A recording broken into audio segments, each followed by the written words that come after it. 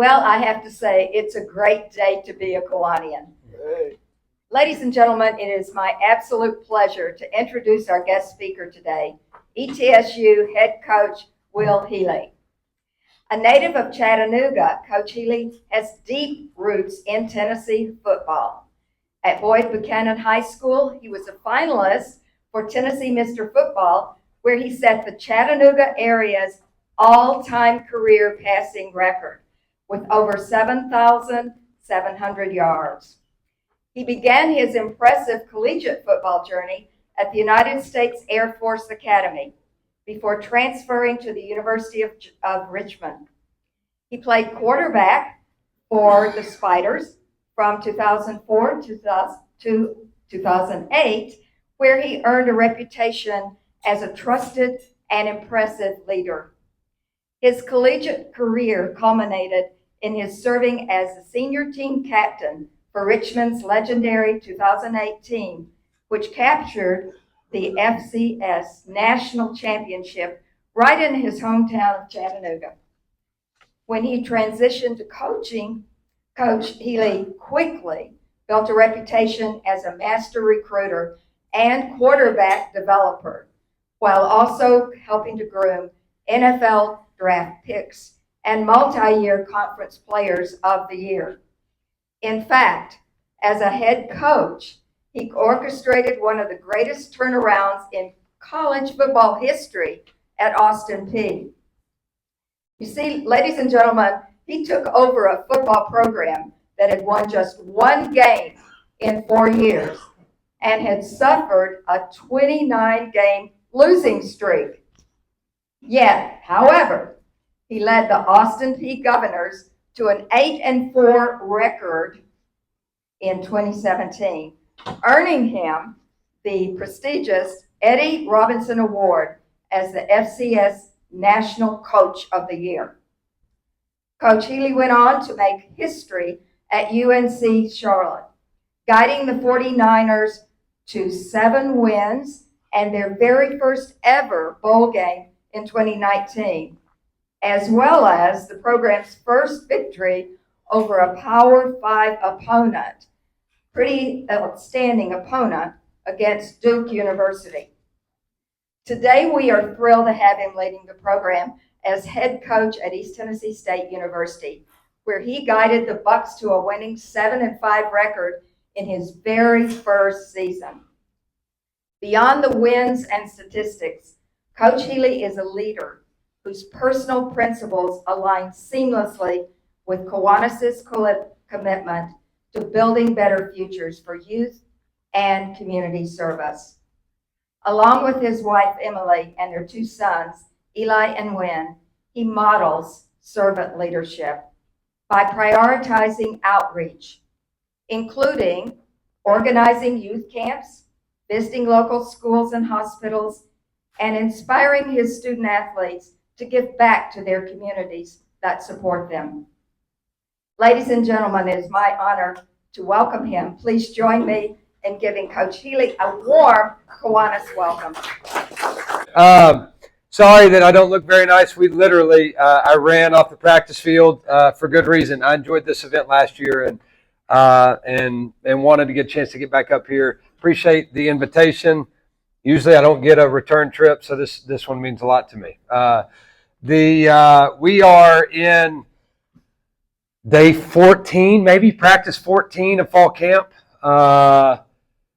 It is 15 days from today. We will play our first football game, which makes me want to vomit just thinking about how close it is. The group that we have is awesome. They're a blast. We have 53 new players. We have half a new coaching staff, and that's probably going to be pretty consistent. You know, half a new roster, half a new staff. We are in the middle of the how do we get to know one another? How do we make it a group that actually cares about one another? And we're learning things bigger than the game of football. And those are the fun parts for me. Every night we have a culture meeting, 45-minute culture meeting. And what I've done this year is basically, so I'll tell you a little insight. Two things that we have. Our motto for the year is man in the mirror. Michael Jackson song. I was actually listening to it. My boys love Michael Jackson. And, if you want to make the world a better place, you look at yourself and make a change, right? So, and I was trying to think of that in this day and age of the transfer portal and how do I get mine, all that stuff. I think you're kind of tapping into what do they want, right? They want to create value for themselves. Value is a real world is a real word in their transition, and so you're tapping into that, saying, okay, if you really want to create the value you'd like for yourself, then you need to look at you. Which, when you fix you, then it's helping us fix a football team. And then I'm big buddies with a guy who lived in Charlotte with me, but now lives in Denver. A guy named Brian Kite. Brian is kind of a motivational speaker, and is big from a culture perspective. And he's got this formula. It's called E plus R equals O, and it's event plus response equals outcome. Basically the event is given to you. You know what outcome you would like. The only thing that you can control is the response. So we've talked about a lot of those things, and that's what our culture meetings are about. Each position coach has gotten up and kind of had their own. I feel like this is echoing. I feel like it's practice. I'll just yell. How about that? No? Okay. All right. So each night a position coach has gotten up there and they've said, all right, this is my kind of piece of the puzzle, and this is what, but made it personal.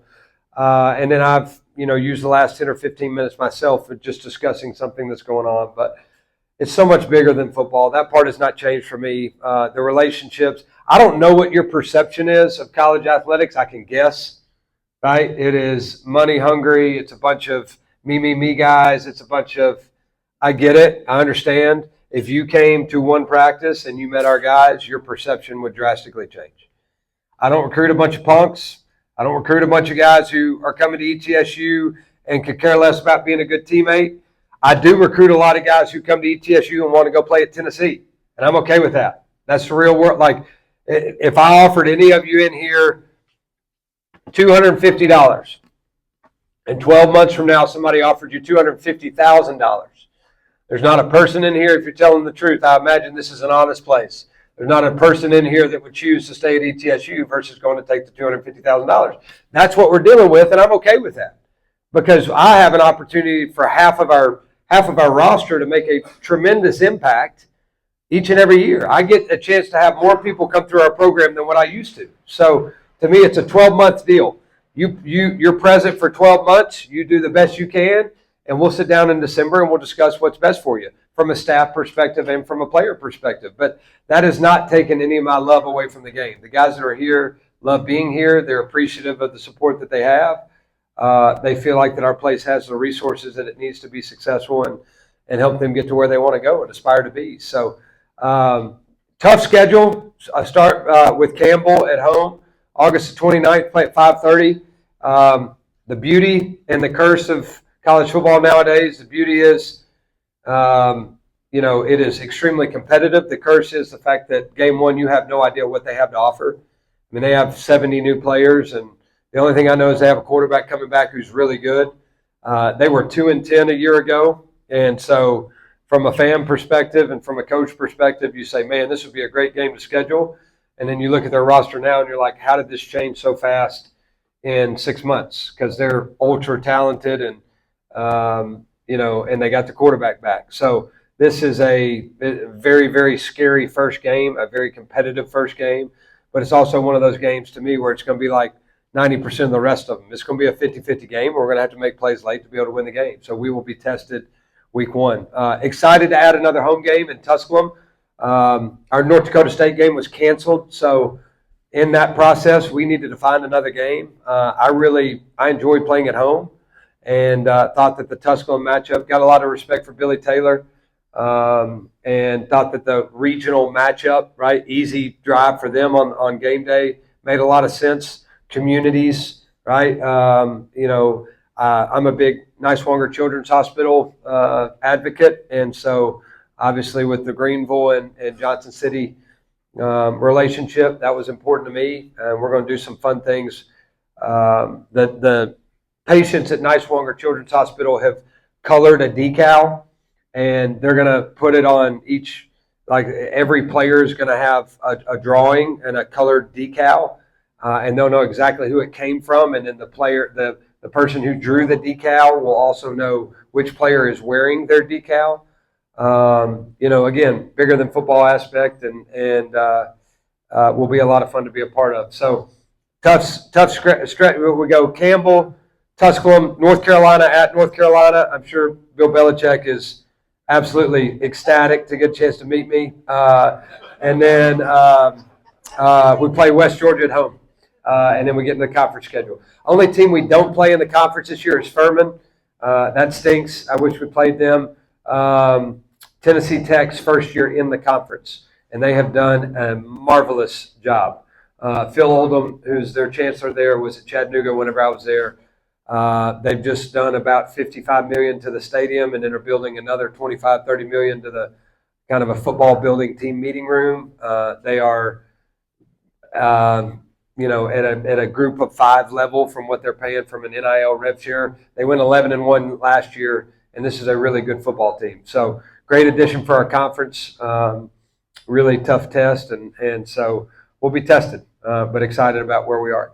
I know a lot of you got questions. I remember this from last year. I can get up here and talk for 30 minutes, and then you are going to be at dinner time by the time we get done. So I want you to have time to ask questions. What questions do you have? Yeah, I mean, I think that until you live the life of it, you don't really – the noise around them is they understand what one of their buddies is making at Tennessee, right?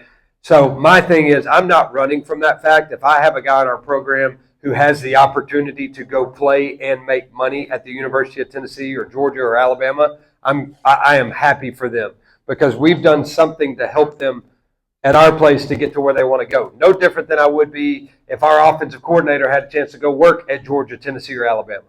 It does not mean they're not happy here.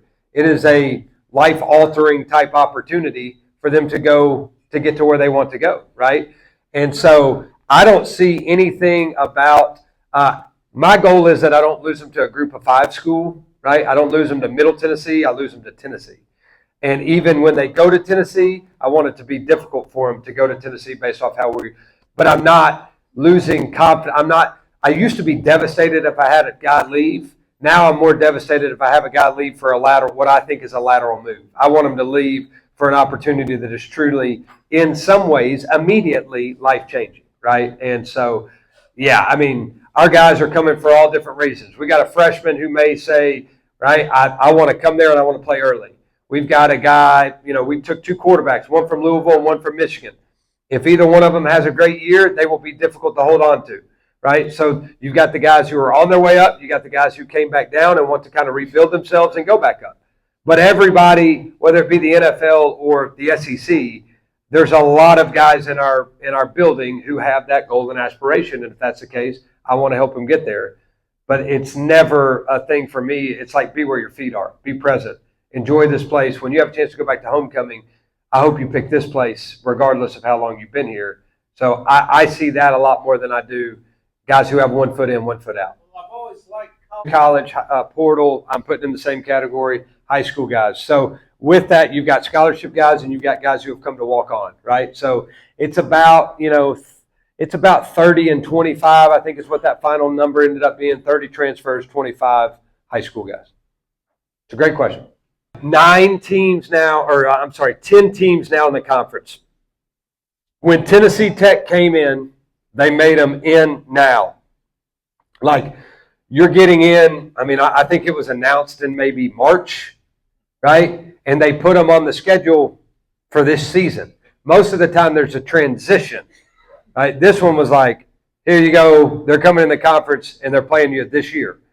So because we had 9 teams and everybody played everybody, we brought Tennessee Tech in and they had to have 8 conference games. And a lot of us, including ourselves, already had 4 non-conference games scheduled because we thought it was an 8-team league, right? So we needed to get 12 games. We had North Dakota State, we had West Georgia, we had Campbell, we had North Carolina, right? And so we couldn't play everybody in the Southern Conference. And what they did is they basically said the first year, somebody's not going to play somebody else until you get to the second year, and now you only have to schedule 3 out-of-conference games instead of 4, and now everybody will play one another.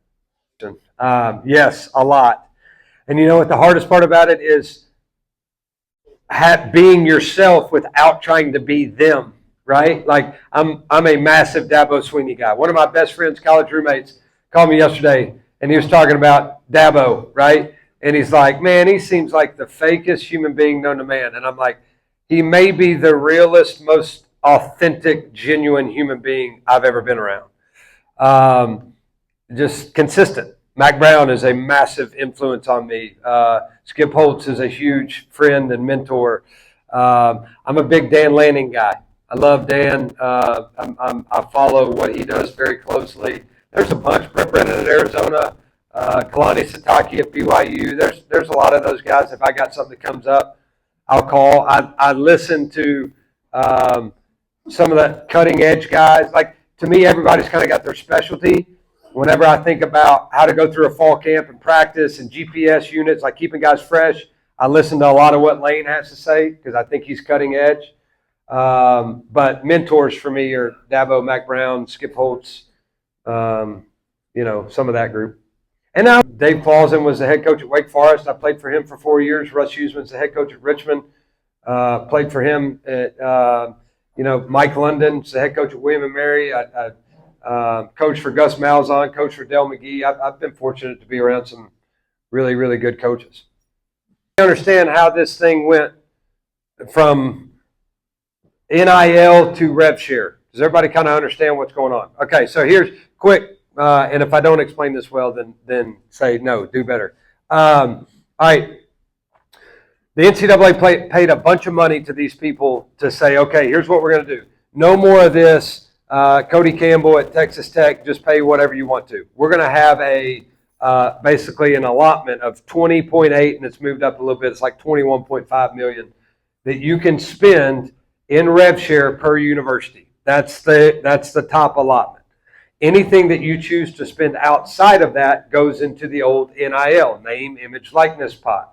Right? So now what you have is you have the university who can decide, you know what, instead of spending this money on this new facility, we're going to pay our athletes. Or a lot of guys, instead of having 24 varsity sports, we're going to cut it down to 16, and we're going to use some of that money towards our revenue-generating sports and pay those athletes. So we can, as a university, spend up to $21.8 million a year on all of our sports and their athletes, okay?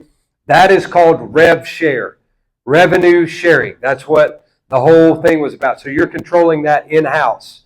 And then you've also got the NIL collective deals that are going on from kind of a private party outside. If you're asking me what the most of our guys get, like that hasn't been a real big fight for me. Brooks and I are very different in that Brooks in the basketball world, that is a big component of what's got going on. I don't coach basketball, so it's working for him. He won the conference, right? He knows what he's talking about. So it's not that we're not on the same page. We just coach two different sports. I have 70-something guys that travel with me every week, and I play 60 of them in a game. He has 14, and 9 of them playing a game, right? So I've been much more concerned about raising money for the experience, how we travel, how we feed them, what kind of equipment do we have, like just trying to fix the facilities, right, and all those type of things, than I have necessarily just pay a player.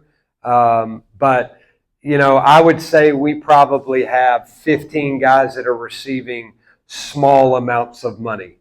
Like, let me make sure you have enough money to live off campus and be able to afford a full meal plan. Not a whole lot of Lamborghinis being bought out of our rev share. But, we're going to see some guys who have 1.8, 1.5, 1.8, for a roster. And, everybody talks about North Carolina all the time, right? It's like anytime you go play that Power 4 game, I don't care what you think of them. If I gave you a $40 million head start, would you beat me? I mean, it's like, 25 million, 30 million, right? Like, it's a lot of money that you're paying to get an athlete there. So the days of the App State, Michigan days, right? Now that difference for App State and Michigan is probably 2 million versus 40 million. So, I mean, it should happen. If I have $38 million more than you do and you beat me, I should be fired and we should replace coaches right now. I mean, So that's getting harder and harder to do.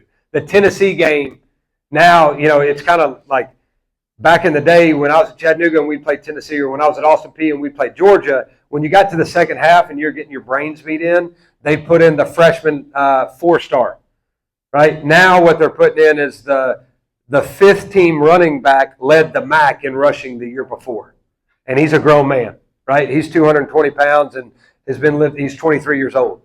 Right, and so that's where the depth has come from, a really good FCS or a group of 5 player that's now at those schools. But did that answer? Prior to that rule even being changed, that was the Title IX number at ETSU. So 105 had been that number. And so it did not change my job. I would have fought it a little bit more had I been there prior to that being, the rule. What people are doing now, okay, so is they basically have this term that is called I can't remember whatever the term is, but it's like, let's just say it's special athlete, whatever it is, right? And basically what you could do, they gave you about a 3-month window to designate designated student athlete, okay? To designate who you would like to have as a designated student athlete as you are going through the roster cap numbers, having to go from 130 to 105, right? So I could name everybody in here as a designated student athlete. All my walk-ons as designated student athletes, right? The problem was that walk-on could then get the portal whenever he wanted. There was no portal window for him. Well, what's happening is the group of 5s in the Power 4 schools that have the money to do it, they still have 125 or 130 players on the roster. They just have 20 of them that are designated student athletes. The deal is practicing, right? Like we want to practice. We want 2 groups going at the same time. We want first team offense versus first team defense, second team offense versus second team defense to maximize reps. How many reps can we get? And so when you start to dwindle these numbers and then you have 15 dudes who are injured and 8 of them are specialists and whatever it is, right now you can't practice the way you would like to. That's why they try to get those numbers as high as they can with the designated student athletes. So we just, excuse me, we just hired a new strength coach. Rodney Hill was the director of sports science at Florida this past year. He's been in the NFL 5 years, Arkansas, LSU, Duke. And I really got it whenever I was transitioning from Charlotte to UCF. I went and visited Duke. And I watched these guys, and Mike Elko coached me in college. It's now at Texas A&M, so I went to go spend some time with Mike. And he said that week 13, it was our fastest practice of the year. And so I'm like, okay, tell me about this. So I started to get into it, and basically you're either using your speed or you're losing your speed, right? And so what we do is we have them run in shorts and T-shirts in the summer as fast as they can run, and we get their top speed. And then at least once a week during the season, they need to reach 90% of that top speed, even though it's in full pads.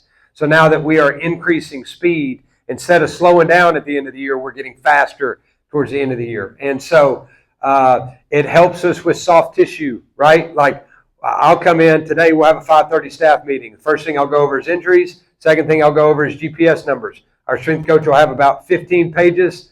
This is where everybody's top speed was. This is how many accelerations and decelerations they had. This is how many active total yards they had. These are the guys in red that we need to keep an eye on for tomorrow. These are the guys in yellow that if 2 back-to-back days, we need to be careful, and these guys are in the green. These are the guys who have hit 90+% of their top speeds. We're good. Here's the other 6 we got to get. And what he'll do is he'll grab them during practice tomorrow when they're not doing anything, and he'll have them sprint across the field. And we've got a guy with an iPad who's on the field, and he's giving thumbs up or thumbs down. They hit 90, they didn't hit 90, right? Make them run it again. And so it's about keeping them healthy, but it's also about how fast can we move. I can now see to you, you weren't running that play, and you're like, yes, I was. And I look down, that was 15 miles an hour. You 22 mile an hour top speed. You weren't running. Run, give better effort, right? So there's a lot of that stuff that we use. I am all about it. I script practices around it. I love it. While also it hasn't made me soft. You know what I mean? Like, hey, no. He's in the red. He needs back-to-back days right now. He needs to develop some mental toughness. And so it's been a good combination with Rodney, our strength coach. We go over it every day. Quarterback battle is something that I'm excited to see, right? My plan is that I would probably announce somebody after the scrimmage tomorrow. I have a feeling where it's heading, but also, look, I mean, the difference in this year compared to last year is the two guys we had last year had played a lot of football. Neither of the three guys, Jake is the most experienced, but neither of the two transfers have played a lot of football. So I can tell you what we've seen in practice, but those lights turn on, and it's a little bit different, right? So we've got to keep the other two, whoever's not the starter, interested and ready to play. But I think we've got great options at the quarterback position.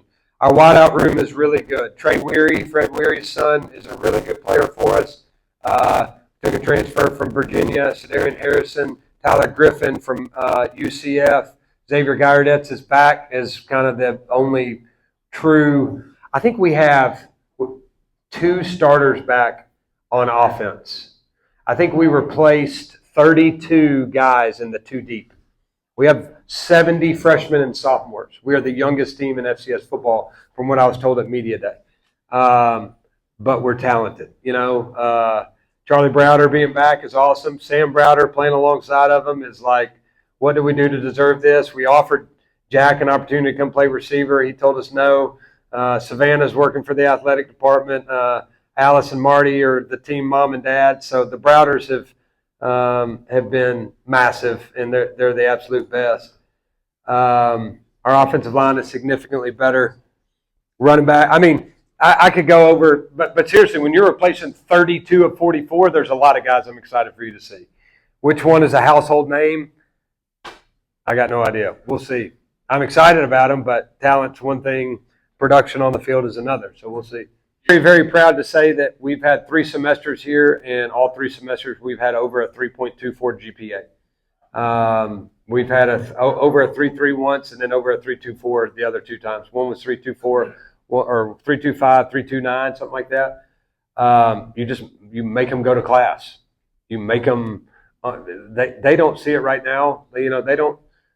These guys right now, they got AI. You don't have to go to school anymore. I mean, this AI deal, what it does for me is like, why'd I ever take a geometry deal? I mean, I just look at my phone and I'm like, life made simple right here. My day-to-day is organized like I've never been organized before because I talk to some phone that knows me better than my wife does, right? And so you got to go to class. You sit in the front 2 rows. You turn in your work.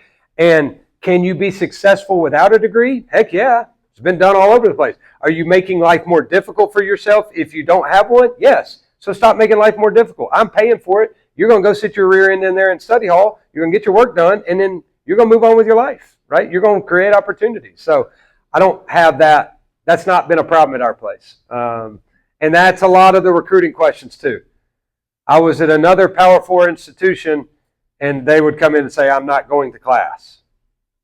That was this one is not, we don't have those conversations. So you just pick the right one first. It is really, really difficult at the FCS or the Group of 5 level to have a community of fans that truly cares, that invests and cares. Ours does. You go around Johnson City and somebody wants to talk to you about ETSU football. Somebody, like, they recognize our players. I mean, it is a very, very good fan base. It's not an afterthought. And I sell that in recruiting a lot, how many ETSU pride,